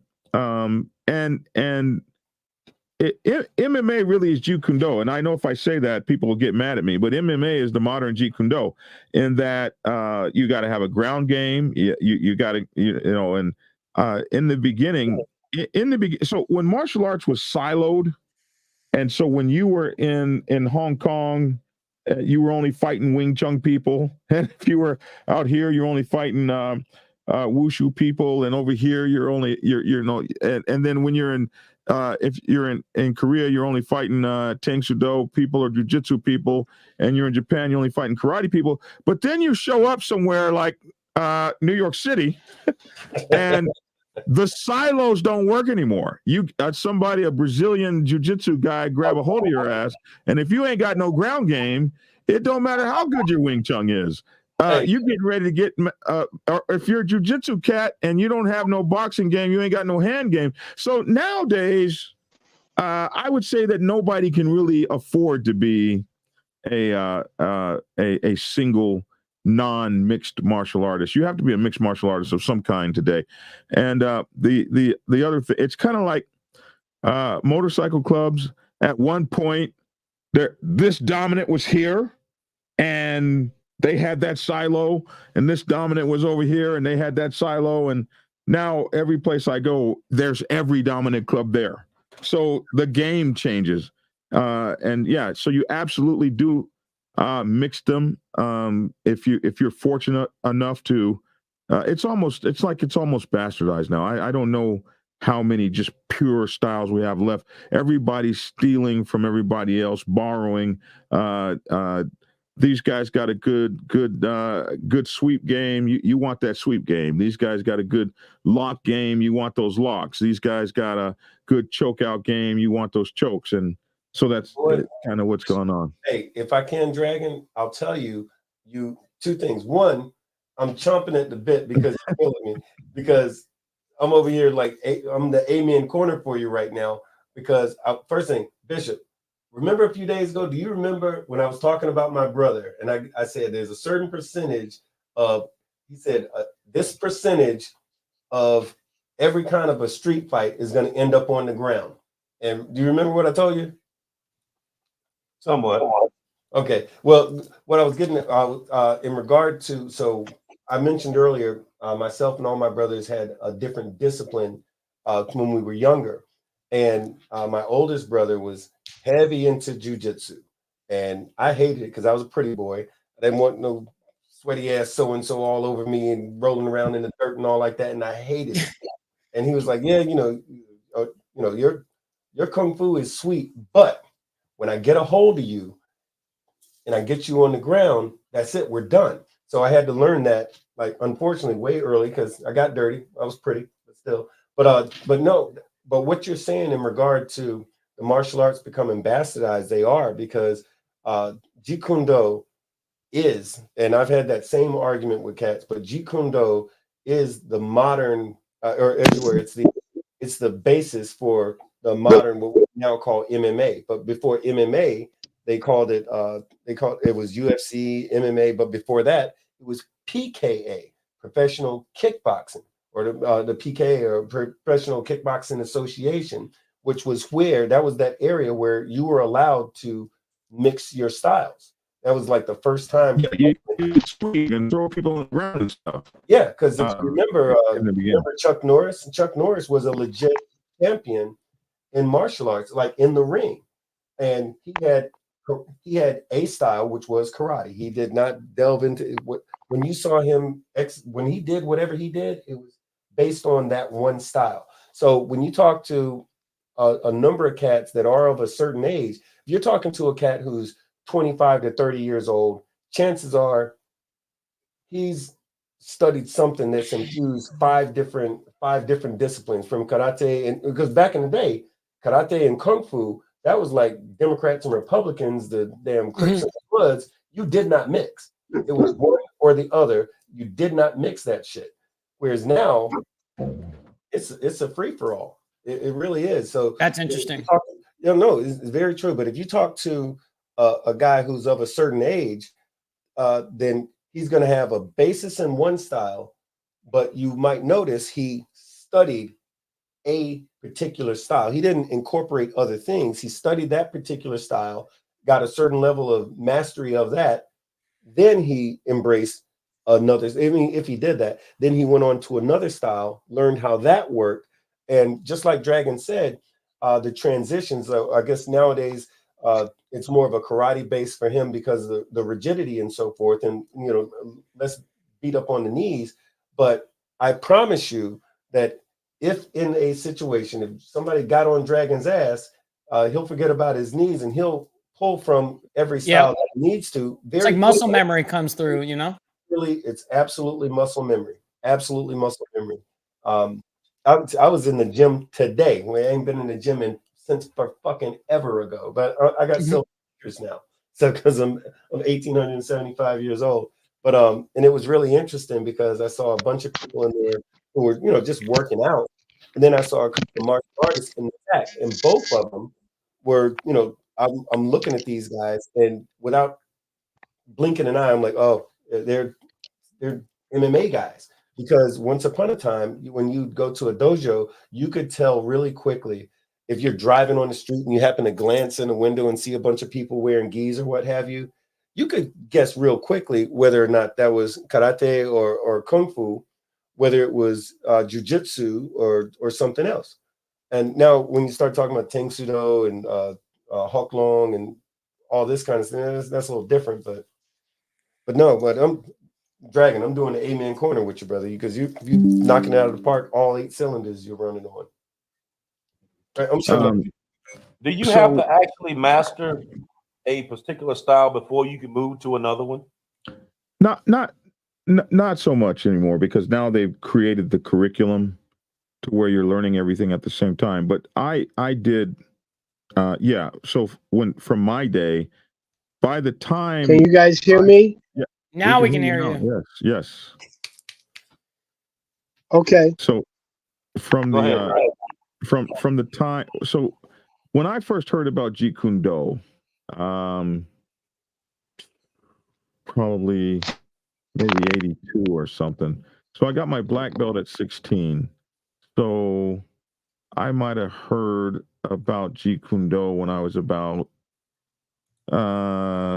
between 15 and 17 or so years old I was. So I was already, decently into my career. I'd already, had a fair handle on my martial arts, when all of a sudden there's this book with all this stuff. He had little stick drawings of choking people out on the ground and handhold locks and all kinds of. It opened up this whole thing in my mind, and I was just like, oh, I got to go get black belts and all these other things. I can't just know this. I can't just know this. I gotta learn Wing Chun. I gotta learn sticky hands. I gotta learn Aikido, I got to learn how to throw. I got to learn how to fall. I got to learn how to sweep. I got to learn how to break. Because he introduced for the first time this idea that you could run into somebody that had a completely different skill set and you wouldn't be ready. So I went about then joining those other schools. Wow. Aikido, Okinawan karate, Shotokan, Taekwondo. I just started moving and trying to acquire black belts in as many styles as I could. That's impressive. To build up this idea of a mixed martial artist, which there was no term for that then for where I was in Oklahoma, and there was really no term for that, except that if you were a pugilist, if you were a fighter and you fought for a living, the idea that there was holes in your game was wholly unacceptable. You're like, oh no, these guys are boxing. I got to get my boxing game up. So I started boxing. I was in the gym back then. I was working out 8 hours a day back then, and it served me well. I remember my family moved to Africa, to Nigeria, and every morning, for more than a year, every morning somebody would show up from another village to fight the American guy that was over there. And these guys would be either guys that had taught themselves martial arts by looking at them Saturday morning cartoons, or not cartoons, but they'd either be that or they'd be guys from the schools around. There's a lot of schools there. A lot of people had a lot of techniques and stuff. So I got to fight every single solitary day. I'd wake up, eat, and then go out into the courtyard, and there was somebody sitting there waiting to fight me, just like a damn movie, man. And I got to live this life of a fighter. And I traveled, I was in the Navy, so I was traveling all over after I joined the Navy, I'm traveling all over the world. And everywhere I was in the world, I'd go fight somebody. Wow. To see, if I was good or not. And I taught at the Navy bases. I taught martial arts in the evening to sailors and their wives and children and stuff like that. I taught in all over the place. It was cool, man. I was trying out for the Olympic team. You could try out through the Navy. You might make it.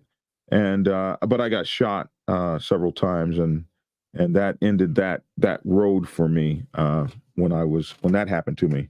But it was an amazing thing. And no, you don't have to answer your question. You don't have to anymore master one style before you go to another. You can learn your ground game. So all in one day. They go in the studio now and they start with calisthenics and stretching, and then they go to falls, and then they go to punching, they go to kicking, they go to throwing, then they do theory, and then they will maybe break down into their original martial arts, which could be Tang Sudo or whatever the case may be, and to keep that purity. But these cats are coming out of these schools now, real schools. They're coming out of real schools ready to get down. Wouldn't you say, Master Mayo? Yeah. Can I ask a question? Can you hear me? Absolutely. Okay, so here's my question. I know it's a military concept. What is the 3-point concept that is military we do? Adapt, improvise, overcome. Would you agree? Absolutely. I didn't hear him. What did he say, Bob? So he said, hold on. I'm going to repeat the question. Adapt. He said, improvise, adapt, overcome the three principles. Yes. Improvise, adapt, and overcome. Yeah. Right. So the the essence of mixed martial art because it's not predicated on any one particular style. So you have your ground, you have your stand up, you have your little grappling, whatever, right? It's all a chess match. So, pardon me, it's not about technique, it's about the tactics that you use based on what's presented to you at that moment of attack. Because in all my years of study of the traditional indigenous martial art and cultural martial art, no one in the streets from Brownsville, Brooklyn, Boogie Down Bronx, and Harlem, NYC ever attacked me the way it was done in the dojo. Right.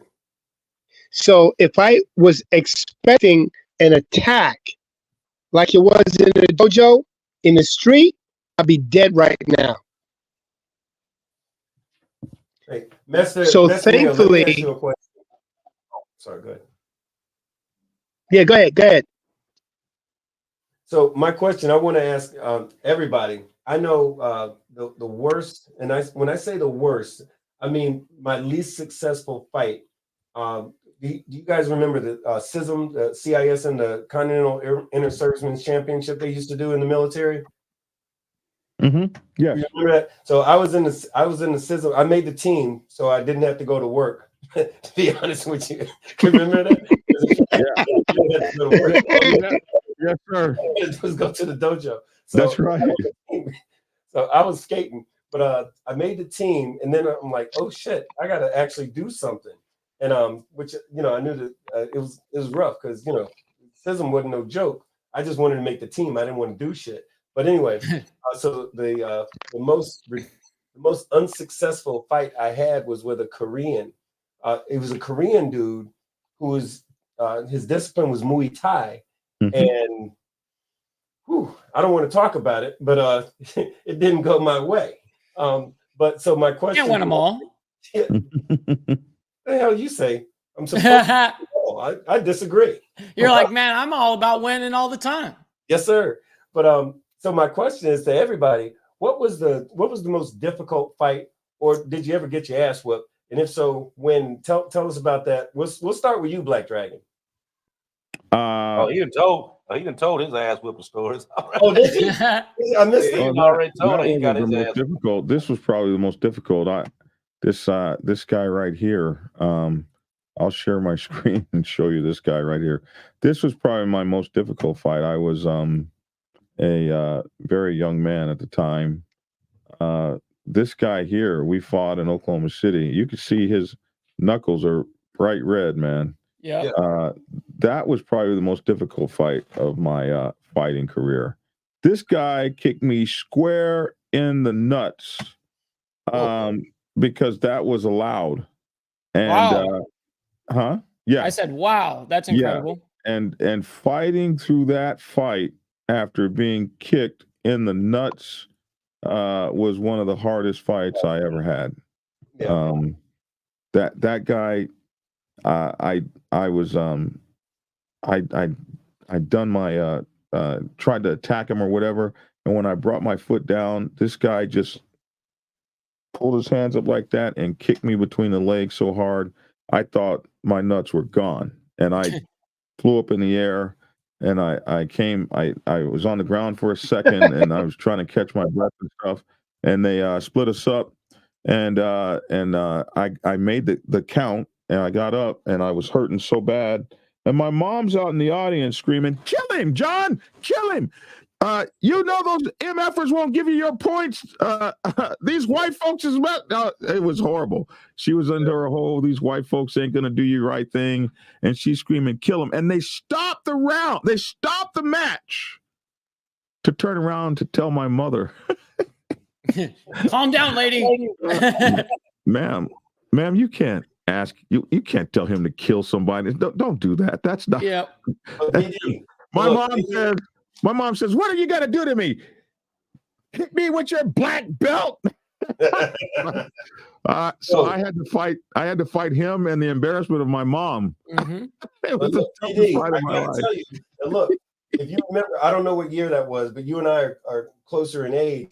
So if you remember during that time, a lot of time in regard to tournaments, Yes. you weren't just fighting your opponent, you were fighting a lot of times some racist ass judge who didn't want to see that N-word win. So you had to, so surviving a match and winning or losing a match, those are three completely different things.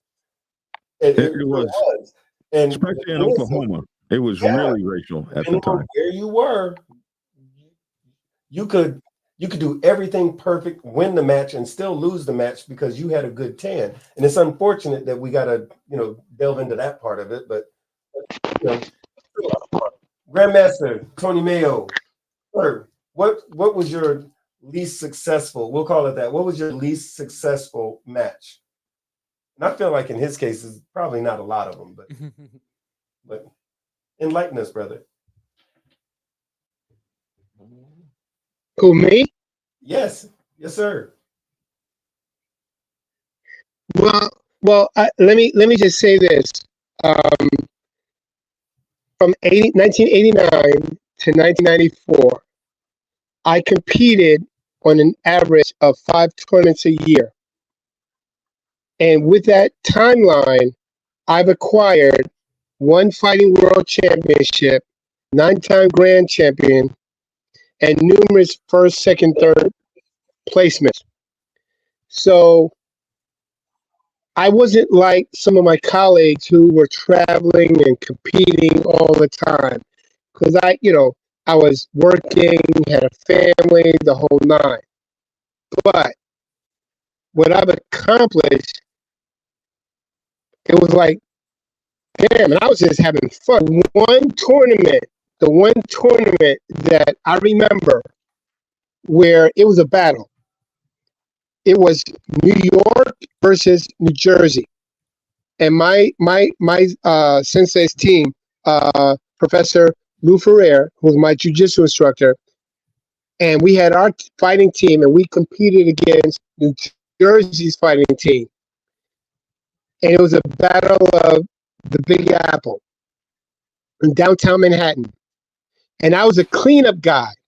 So it's the team with the most accumulated points at the end of everyone's match. And I remember I had a bad habit of, after scoring a point, I would drop my hands. And I remember scoring a point, drop my hands, and I got kicked fuck out. Oh, did we lose him? And when I woke up, say again? There he is. Yeah. He's just cutting in and out a little bit. I don't know what was missed, but that's all we heard. I don't know what was missed, but okay.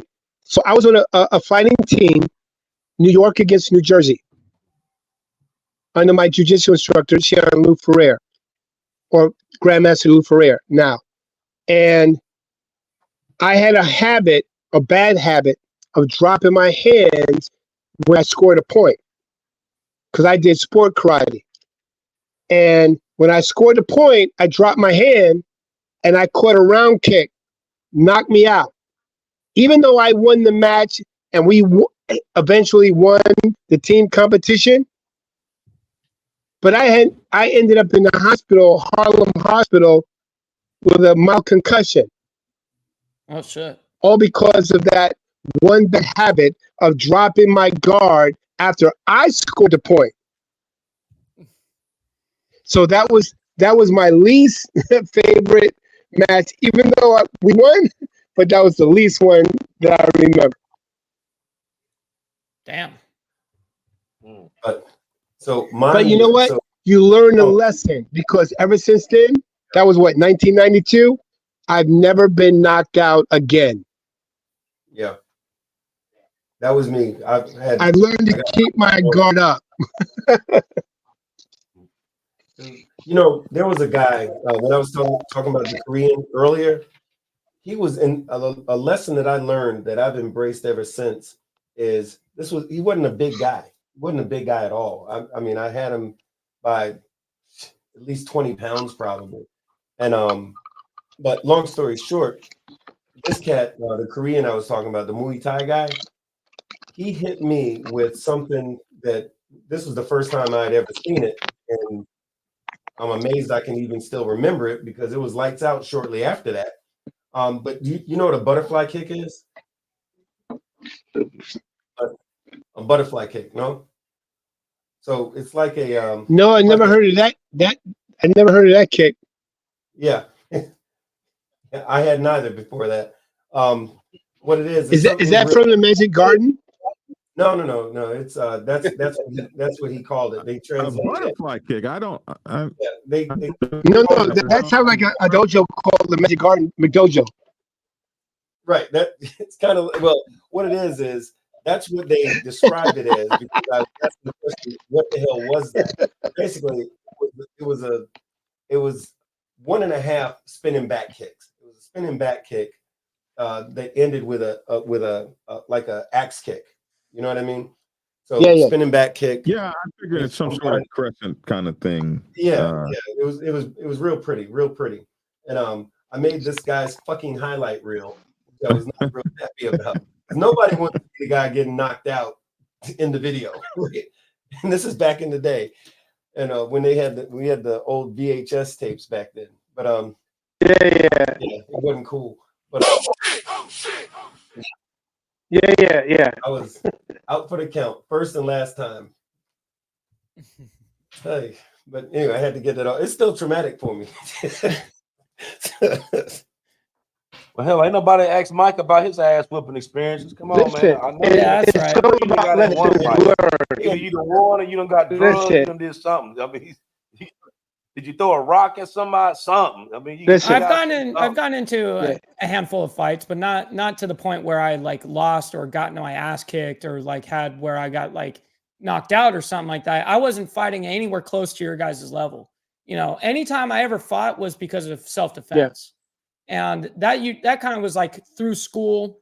And then like, you know, up until like I was probably about 25. You know what I mean? Like that was kind of like where that kind of stopped because I didn't continue on and maybe I should, pick it up. And as an amputee, I think that would be really cool. I mean, even Black Dragon, one of his instructors, one of his teachers was an amputee himself too. Yeah. A master of martial Gene Let me. Can you? Are you able to hear me? Yes. You just have like a 10 you are second able to hear me? internet delay. Yes, we can hear you. Okay. All right. One of the things that I really appreciate about my lineage is that no matter what your handicap was, you were able to learn and we could teach you. So I've worked with people who were amputees. I worked with students who were some form of handicap. But again, it's you learn to use what you have. So that's my specialty, if you will. So when I work with the military, I didn't go in there trying to teach them this is how you throw a punch, this is how you throw a kick. No, I go, listen, I understand you are issued certain types of weaponry for long range and close quarter range. I'm a close quarter specialist. Okay, and I'm also skilled in shooting.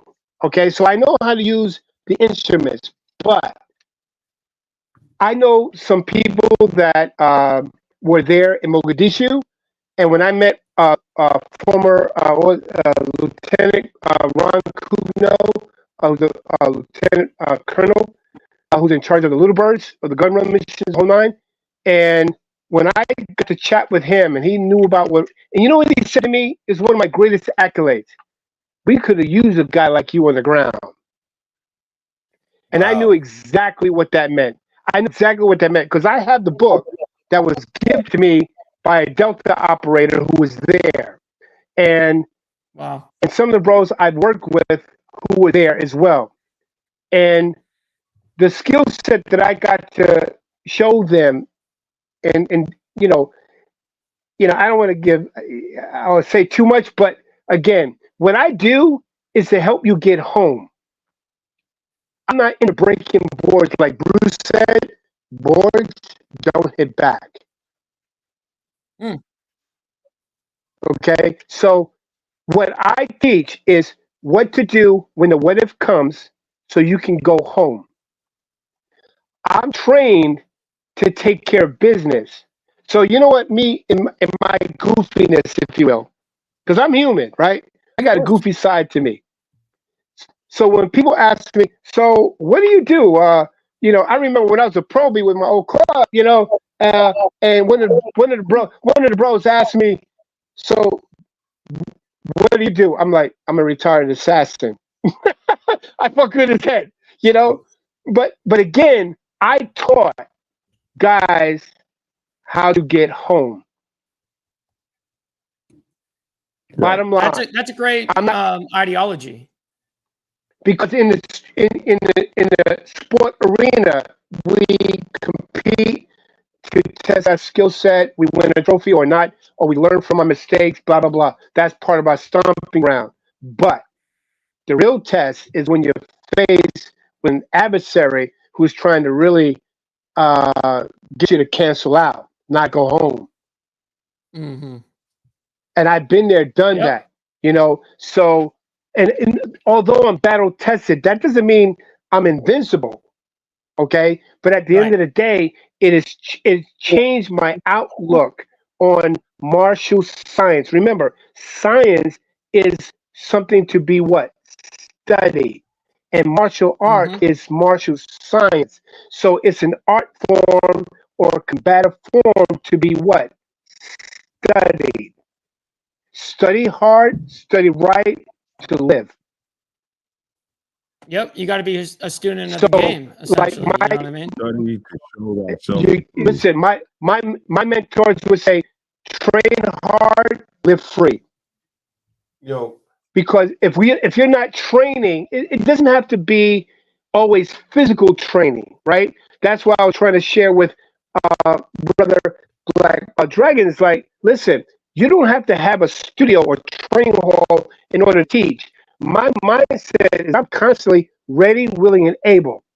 So right. even as a joke, when my work colleagues come up to me and they reach out toward me to maybe touch my shoulder, or whatever, and I ward it off, they're like, "Oh no, no!" I'm like, "No, bro. My training is not to allow anyone to touch me." Mm-hmm. A lot of them know my background, but so I'm in constant training. That means I'm not going to fall asleep, because when I allow you to touch me and I miss it. I'm like, what if that was a knife? What if I was being shamed? I'm done. So I have to always be ready, willing, and able. Mm. Yo, So my father. again, martial art is martial science. It's something,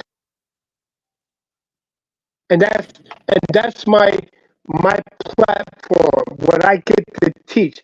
So whether I'm working with my next door neighbor, or I've worked with sport people on professional level and military, they all get the same level of training. I'm training you on how to get home, not to win a trophy or earn some rank or break a board, whatever all that crap that we see from McDonald's or Kmart karate schools. No, my mission is to give you enough knowledge to give you a higher percentage of getting home. No guarantee, but a high Right. percentage of getting home. Bottom line. So, Grandmaster, as That's my we're going to mission. go ahead, we're going to be closing out here in a little bit. Do you have a certain area that people can look you up on, whether it be social media, a website? Do you have anything like that? Well, I do have a few clips on YouTube under my name, Grandmaster Tony Mayo. That was done some years ago. I'm more exclusive now. That means like special ops. You got to go through selection. If I meet you and you prove to me that you're willing and you're going to go through it, I'll teach you, because I'm a I'm going to go through the old school ways. I'm just not going to give it away because the Right. skill set that I have, if it was used negatively, that's on me. Okay, because I have a credential. I'm a weapons expert. I've been, listen, with my Hall of Fame inductions as a living legend and all that kind of stuff, that's great. But again, my skill set, what I have to offer, can be used for the wrong reasons. So I'm a modern day Right. samurai. That means one who serves. I'm one that serves the community and those who want to learn. So if you want to learn, earn it. Just like in a club, you got to earn these rags. It's not going to be given Right. to you. That's a good way to put it. Absolutely. I wanted And, to share. go ahead. So, Master Mayo, you've got me thinking. My father, I was telling you about this a few days ago, AB. My father hated kata. So kata is, like when. How do you explain it? It's where you're prearranged fighting practicing. form. Yeah, prearranged fighting form. Thank you. And my father Yeah. hated the idea of it, because he felt like it wasn't real. And at the time, we lived in the city. This is when we lived in Philadelphia. And he says, he goes, "It's nothing that pretty." He used to call it the pretty dancing. There's nothing that pretty dancing is going to do for you in these streets. And that's a thing that, even though that the hardest, most difficult fight was the one I described to you, in actual fighting situations, I've been blessed to fare very well because your mindset is different. And you hit on it just a minute ago, Master Mayo, when you said, "My job is to get you home." When you're in the city, and like in New York, Jersey, Philly, Detroit, it's a different mindset because you really can. In the urban environment, You can. urban warfare. Yep. So you're in a different mindset, and now all Yep. of those things. But you look at your discipline, and you look at your training very differently. It's not, it's don't get me wrong, it's fun, but you're applying it. You're thinking, I'm going to need this in practical application because Yeah. it's Yeah. and I'm in Philadelphia, and I will need this. And I've had Yep. way more fights outside of the ring than inside the ring. Yep. Yeah. Me too. Yeah. Yeah. Yeah. I'm a fighting world champion, but the fact that I'm able to be here talking to you, Yeah. I won. I won, because the bad guy's not interested in your accolades. Am I going to stand there in front of him like, Dragonfly Jones? Silence, punk. No, hell no. They don't care about the height, the weight. They don't care. The tail of the tape don't mean nothing to these guys. No, So it doesn't. It never will. And it don't matter if it's a little guy, Never will. big guy. Anybody who's an opponent, they're little guy, big guy. That's it right. does not matter. Once That's he right. becomes my opponent, That's he's my right. opponent. That's right. That's So right. some little, And how do I defeat him? And what do I? Anything that goes into my hand is an extension of my hand. And I teach improvisation. So I will pick up, even if it was a toothpick, and I was sticking in your eye. Because if you can't see me, you can't hit me. Right. I will disrupt your breathing, your vision, and your balance. Those are the 3-point concepts that I teach. Disrupt breathing, balance, and foundation. Your balance. Say ABCs. That's your airway for your breathing. Airway, breathing, and then circulation. So those three and things. Circulation, exactly. I will cut it off. So I'm skilled at that. It's all about concept. So at the end of the day, you don't have the luxury to go, should I apply technique 17 or is it 21? Bro, you come at me, I'm going to stop you dead in your tracks. I'm going to stop you because I don't have time to contemplate what should I do. That's why I believe in drills lead to skills. So I'm a drill master. We gonna drill. I'm gonna build your muscle memory so that becomes Once not you put it in second your muscle nature, memory, it's but going to your be there. nature. And when you need it, it comes. Your nature. When you need it, it comes, and that's why. To me, katas are important. There's always that argument. Yeah, To me, katas are important that's right. because they build muscle memory That's right. Yeah. and they build structure. Exactly. And you must know the You never get a chance. and tell them you must know the interpretation. You must know the bunkai of the kata. If you don't know the bunkai, you don't know how to apply said techniques. Yeah, you're just moving your hands in the air. Yeah. Because you got to be able to focus on what you think you're doing. That's all it is. Yeah, if I'm breaking your arm, I need to be able to focus on what Application. exactly it is I'm doing, and that's different than That's just right. making a movement. Application. Right. When you know what you're doing, then now you're That's right. you're coming upon. That's right. That's right. You got What to you think think about you're it and doing. then execute it. No, that's Right. just a pretty dance that my father used to get pissed off about. That's No. Well, it is a pretty dance if you do it right, but what he said, but you got to think I about it. appreciate kata. I mean, I always have. No, what he just said, think about it. No, you must learn to respond. Why do they call them first responders? Because they're properly trained, equipped, and prepared. They're not first reactors. Right. To react requires emotion. To respond requires proper training, equipment, and preparation. So I'm responding to what you do. I'm not reacting. I'm responding. So if you come at me a certain way, I'm going to respond. You may not like the response you get. That's what you're going to get. So as a first responder, bro, I'm counteroffensive. You attack, I'm counteroffensive. I'm move with the mover. Right. I teach concepts. So in order to understand that, you got to get with me.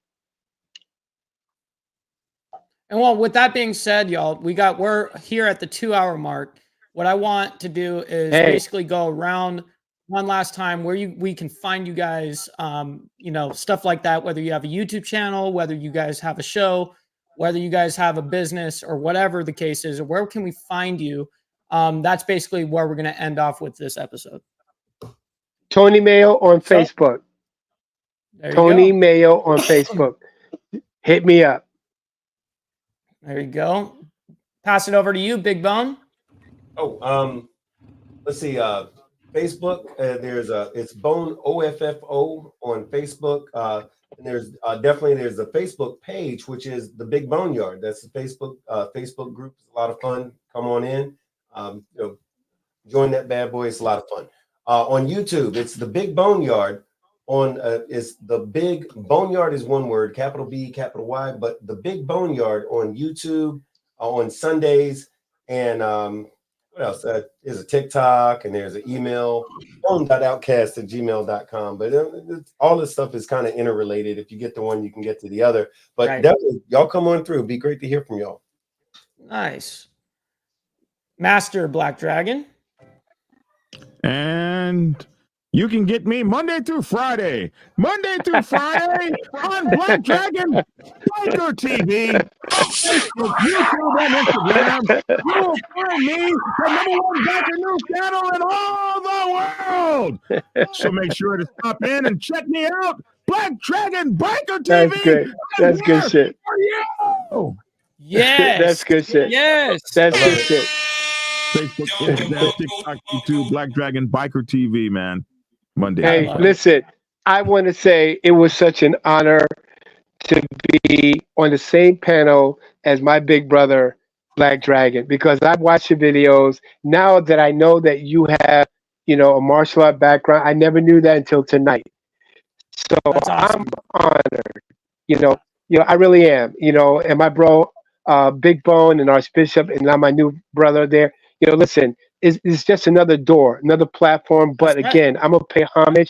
I'm gonna pay homage and respect to my martial art brother that I've never met in person yet. But I hope to one day meet you because I have nothing but respect for you now on another level. That I know that you're a brother in arms. So thank you for the opportunity. Thank you, bro. Us.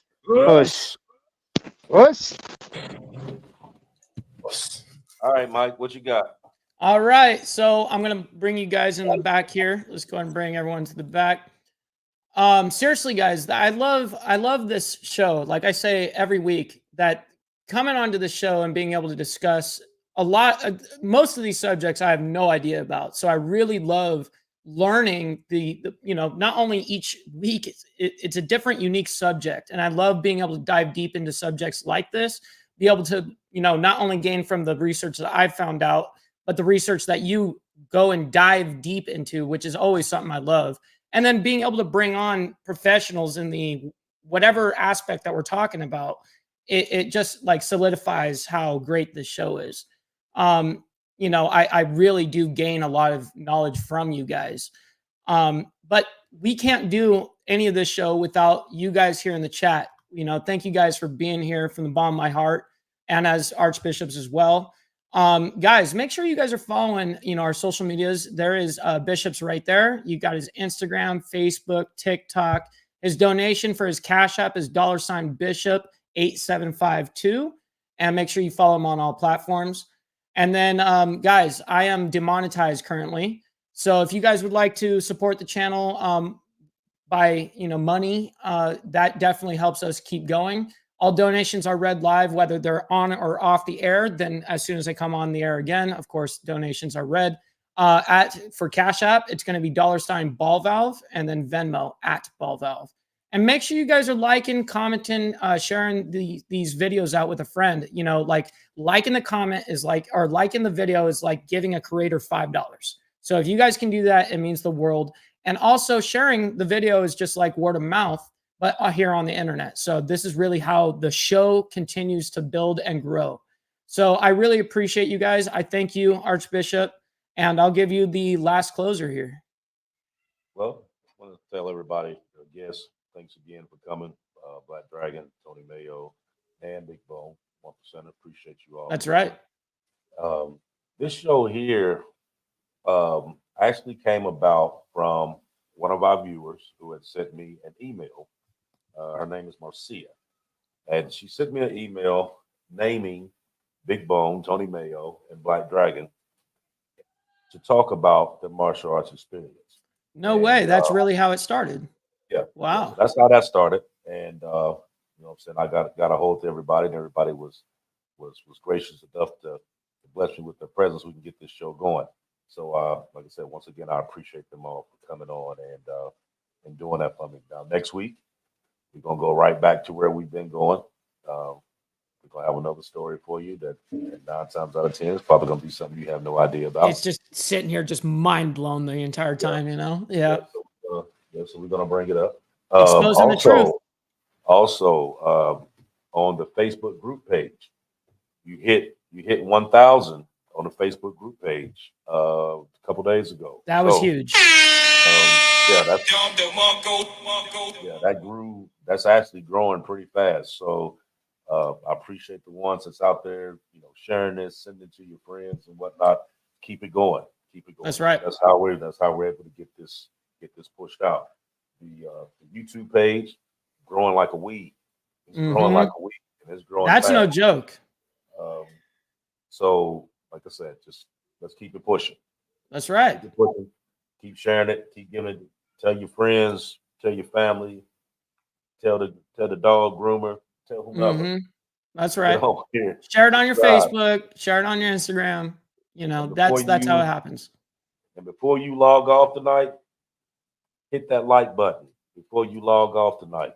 I mean, a lot of people you don't realize what that like button does. Okay, it's huge. It's really big, and that's what keeps us in the proper algorithm. Let the show keep going, so that way we can keep getting more views, more subscribers, putting out. Continue on lecturing and being able to expose the truth. Yeah, so hit that like button. Take you 0.5 seconds. Hit that button, and it's free. Right, absolutely free. But like I said, I appreciate everybody. We'll see you all in 7 days. If anybody have any more ideas that they want to throw out and they want me to check it out, contact us social media right here. Get me on the social media and let me know. Like I said, just like Marcia did, if I like it, I'll pull it and we'll use it. So That's right. This just shows you right here that I do read these emails, and I Oh, yeah, and you I do. answer the ones that I do answer. So, on behalf of me, Mike Ball, and everybody else that's involved with the Dominant Effect, peace out. Much love and respect. We'll talk to you guys here in 7 days on the Diamond Effect. Much love to everybody.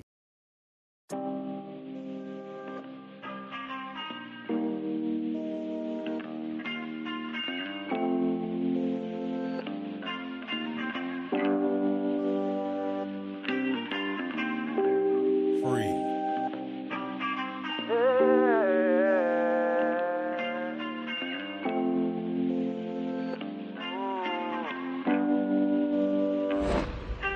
One day I'm gonna be everything I wanna be. I don't let it get the most of me.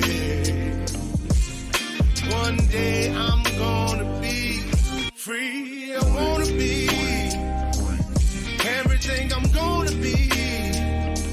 My future right in front of me. One day I'm gonna be free. I wanna be free. Then let me be free. One day I'm gonna be free. Mentally and physically, emotionally and spiritually. One day I'm gonna be free. I'm standing at the crossroads, feeling like a lost soul. Don't know where I wanna go, but all I know is I wanna be free. They telling me to let it be, but that just ain't in me, no. Jealousy and envy, but all I see is I wanna be free. See everything I wanna be, exactly what I'm gonna be. Don't let it get the most of me. Eventually, I'm gonna be free. See everything I wanna be, exactly what I'm gonna be. Yeah. One day I'm gonna be free. I'm gonna be free. Let me be free. One day I'm gonna be free. Mentally and physically, emotionally and spiritually. Yeah. One day I'm gonna be free. I told them take their aim off me. Stop trying to get a name off me. If they would just let me be, I'm gonna be free. I told them take some chains off me and throw away the locks and keys. If they would just let me be, eventually I'm gonna be free.